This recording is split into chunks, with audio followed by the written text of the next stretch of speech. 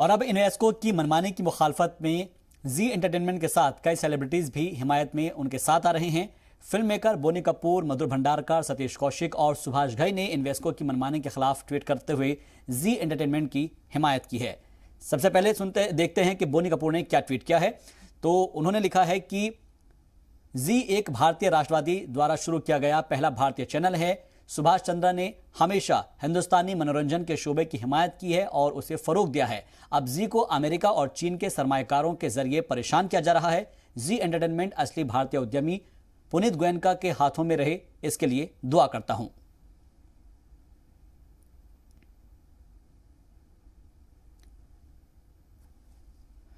और वहीं दूसरी जानिब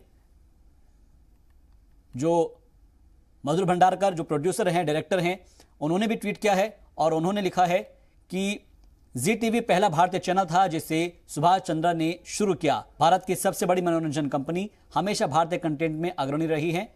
मेरी इच्छा है कि ये पुनीत गोयनका के नेतृत्व में आगे बढ़ती रहे और भारतीय प्रबंधन के हाथों में रहे। उनके शानदार भविष्य के लिए प्रार्थना करता हूं। इसके अलावा निर्माता निर्देशक सतीश कौशिक ने भी ट्वीट किया है और लिखा है कि जी पहला भारतीय चैनल है और इसने भारतीय मनोरंजन उद्योगों को जबरदस्त समर्थन प्रदान किया है।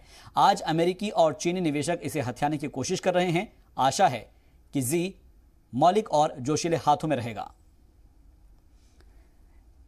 और साथ ही जो कि निर्माता निर्देशक है सुभाष घई, उन्होंने भी लिखा है अपने ट्वीट में कि मैं नहीं समझता कि चीन के छोटे निवेशक किसी जी कॉर्पोरेट जैसे भारतीय कंपनी को हिला सकते हैं, जिसे भारतीय प्रमोटर सुभाष चंद्र ने 30 वर्षों से नैतिक और संस्कारी तरीके से भारतीय कंटेंट दिखाते हुए मीडिया जगत में उच्च स्थान तक पहुंचाया है। क्या यह भविष्य की कॉर्पोरेट संस्कृति को गलत संकेत दे रहा है?